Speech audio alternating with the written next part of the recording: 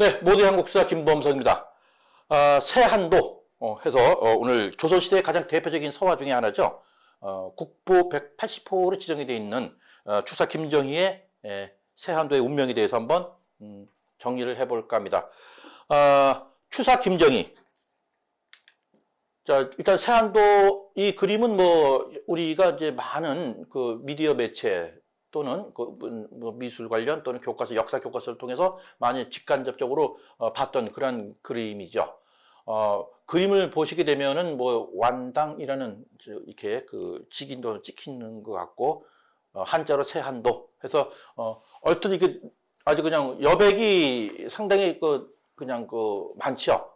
그런 와중에 소나무, 송백 소나무가 이렇게 그려져 있는 그런 그림입니다. 저는 사실 미술에 대해서는 문외한이기 때문에 이 작품의 어떤 가치라든가 또 이 작품을 보면서 나름대로 느끼는 어떤 심미적인 뭐 그런 것은 사실 거의 문외한에 가깝죠. 하지만 이 세한도라는 것이 상당히 유명하고 또 국보급에 해당하는 그런 작품이다라는 이런 평범한 시민의 이 입장에서 이렇게 한번 접근을 해 봅니다. 자, 방금 말씀드린 바와 마찬가지로 조선시대의 가장 대표적인 그 서화라 그랬죠? 이 세한도의 그 기관 운명이라고 이렇게 해서 언뜻 제가 이제 그 여러 가지를 한번 봤는데, 그걸 한번 정리를 해보는 거죠. 1844년이니까 구한말 정도 되겠죠? 추사 김정희가 제주도 유배지에서 그린 그림이죠. 자신이 머무르던 이 유배지의 집과 나무를 수묵으로 간단히 그린 것인데, 이 그림을 이 자기의 제자인 이상적이라는 그 역관이에요. 그래서 그 제자한테 건네주었던 그러한 그림이죠.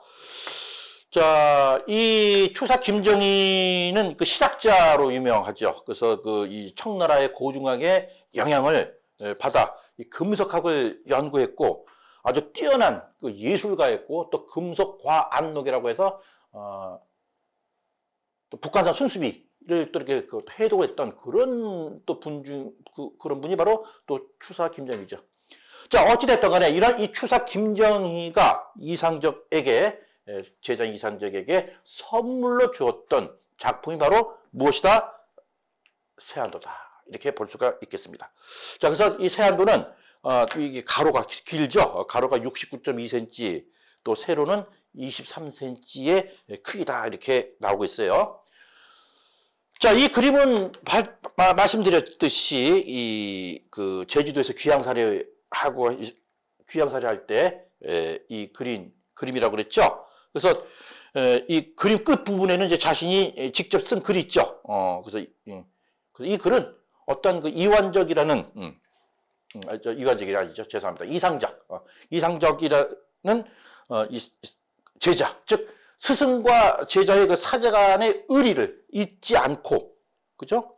그러니까 이상적이라는 이 제자가 중국에 가서 스승님을 위해서 어떤 아주 귀중한 책을, 스승님이 원하는 책을 구해다가 줬어요. 그래서 야, 그래도 참 우리 제자가 내가 이렇게 지금 유배지 이렇게 있는데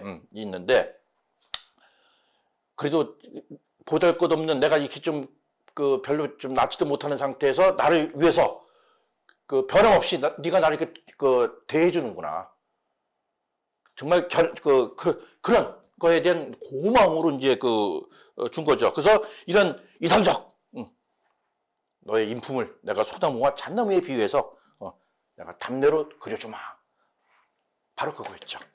자, 그래서 이 그림을 받은 이상적은 이걸 받아가지고 또 청나라까지 가서 또 이 추사의 이 친구들, 그리고 또 자기가 새기는 청나라의 아주 무인들이죠. 이런 사람한테 이제 보여주고 뭐 감상평도 받았죠. 그걸 뭐 제찬이라고 그러는데요. 자, 여기까지 좋았어요. 자, 스승이 제자를 위해서 고마움을 나타내서 그린 그림, 세한도. 그리고 나서는 이게 어떻게 됐습니까? 세월이 흘렀죠. 130여 년 동안 이게 또 이것저것 또 돌아다녔어요. 또 돌아다녔어. 자, 이런 이 세안도가 이상적에서 어디론가 넘겨졌던 거죠. 넘겨졌을 때 이때 경성제국대학교의 중국 철학 교수로 재직했던 뭐라 그럴까요? 고미술 수지가죠. 후지즈카 치카시에게 들어간 거예요. 즉, 이 후지즈카 치카시가 북경의 이런 이 서적 이런 데서 이 세안도를 갖다가 구입을 하게 된 거죠. 그러니까 후지즈카 치카시는 사실은 완당 이 어떤 서화나 또 그에 대한 이 자료를 매우 많이 소장하고 있는 쉽게 해서 추사 김정희의 매니아라고 보시면 되겠습니다. 그래서 이 작품을 아주 애지중지했던 그런 인물 중에 하나가 바로 후지즈카 치카시. 자, 이 후지즈카 치카시가 세안도를 가지고 있다라는 이 정보를 또 누가 들었냐면 옆에 있는 손재영이라는 분이 알게 된 거죠. 자, 손재영이라는 분은 우리나라 또 서예계에서 새로운 지평을 열었던 그러한 근대의 또 미술가라고 또 이렇게 평가를 받고 있는 그러한 분 중에 한 명입니다. 자, 이 손재영이라는 분이 후지즈카 치카시에게 지금 세안도를 가지고 있구나. 그래서 이걸 좀 구입을 하려고 이제 당연히 뭐라 그럴까요? 접근을 했겠죠. 자, 이 미술가, 즉, 이 아주 진품, 명품, 우리 뭐 TV에서도 많이 보고 있지만, 이 진품을 알아내고, 또 그 작품의 가치를 갖다가 제대로 읽는 그런 사람들한테는 어떻게 보면 이 물건 값이 흥정이 그렇게 중요하진 않다라고 합니다. 그래서 이걸 어떤 그 상업적인 이윤을 떠나서 어떤 뭐 고수는 고수가 알아본다 뭐 이런 식으로 해서 계속 이 손재영이라는 분이 후지즈카 치카시한테 세안도를 좀 넘겨달라고 뭐 간청을 했겠죠. 결국은 지극정성으로 이 후지즈카 치카시한테 계속적으로 접근을 해서 결국은 이 세안도를 이때 당시에 팔면은 이 시세보다는 좀 싸게 이렇게 또 넘겨봤습니다. 근데 이게 운명적으로 참 이게 기가 막힌 게 얘기 들어보니까는 이 후지즈카 치카시라는 분은 이제 물론 연령도 이때 당시 60세가 넘었기 때문에 오래 이제 살 수 없다는 것도 본인도 알고 있고 이 작품을 자기 후손들한테 물려줄까라는 생각도 했겠죠. 하지만은 자기 이 후손들은 자기처럼 어떤 미술에 대한 어떤 이 전문적인 지식을 가진 그런 후손들이 없었기 때문에 차라리 이런 고귀한 이런 작품을 갖다가 알아줄 수 있는 그 사람한테 이 작품을 넘겨주는 것이 낫다라는 판단이 섰겠죠. 어찌됐든 간에 후지즈카 치카시가 손재영에게 이 세안도를 넘겨준 이후에 이 후지즈카 치카시의 집이 전소가 됐다는 얘기죠. 왜 전소가 됐을까요? 이때 당시는 제2차 세계대전이 있었죠. 그래서 미국의 공습으로 도쿄 시내가 다 뭐 불바다가 됐겠죠. 그 중에 한 곳이 바로 후지즈카 치카시의 집이었다고 합니다. 그러니까 얼마나 진짜 이거 뭐 운명이죠. 만약에 이때 이 세안도를 갖다가 손재영한테 넘겨지지 않았다라면은 미국 공습에 의해서 이 세안도는 지구상에서 사라질 뻔했던 그런 운명을 가졌던 거겠죠. 자, 이렇게 운명적으로 이렇게 이 세안도는 손재영한테 넘어왔어요. 자, 그러면 세안도는 결국은 어떻게 됐을까요? 자, 이 손재영이라는 분이 이 정말 구애를 거듭해서 세안도를 건너받았을 때 국내에 와서 또 이분이 정계에 진출하는 일이 생겼어요. 그래서 손재영 씨는 뒷날 국회의 의원까지 된 분이죠. 자, 근데 문제는 여기서 또 하나가 발생이 되는 거죠. 자, 지금은 뭐 옛날보다는 많이 나아졌지만 어찌됐든 간에 국회에서 한번 출마하려면은 많은 돈이 필요했겠죠. 그래서 선거 자금이 필요해서 아마 고리대금을 하는 그 사람한테 이 세안도를 갖다가 담보로 맡기고 아마 돈을 융통했었던 모양이에요. 근데 그 이후로 이 손재영 씨는 국회의원은 됐지만은 이 세안도를 갖다가 찾아오질 못했다고 그럽니다. 이거 안타깝죠? 그 이후에 예, 이때 당시에 개성 출신의 아주 갑부죠. 손색이라는 분이 또 이 세안계를 사들이고 또 그 이후에 그의 아들인 손창근이라는 분이 소유하고 있다가 현재는 국립중앙박물관에 기증이 돼 있는 상태죠. 그래서 이 아들 손창근이라는 분은 이 세안도를 기증함으로써 또 훈장을 받죠. 금관 문화훈장에 또 순이 되었었죠. 그리고 또 고맙다는 그런 정부의 또 이 제의로 해서 또 청와대 또 초대도 되었던 분이 바로 손창근 선생이죠. 그래서 지금도 국립용산박물관에 가면은 그 손창근 선생 기증 그 유물이 전시되어 있는 걸로 제가 알고 있죠. 자, 어쨌든 이렇게 해서 이 세안도를 보존되면서 국보 제80호로 지정이 되는 거죠. 자, 우리나라 국보 제180호는 김정희의 세안도다.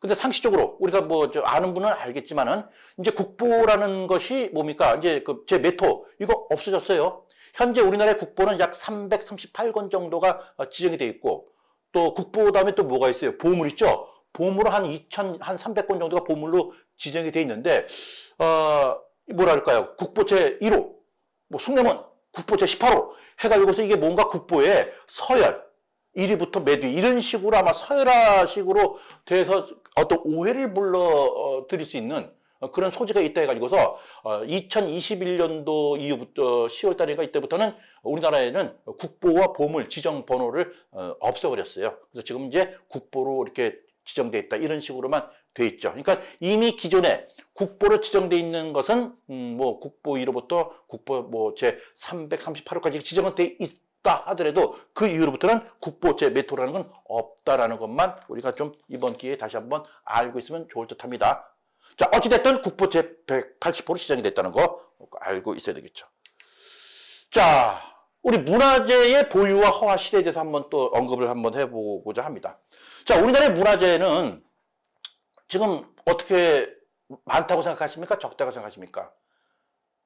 자, 이 말의 그 요지는 뭐냐면 우리나라 그 문화재는 전반적으로 좀 빈약한 편이라고 저는 생각해요.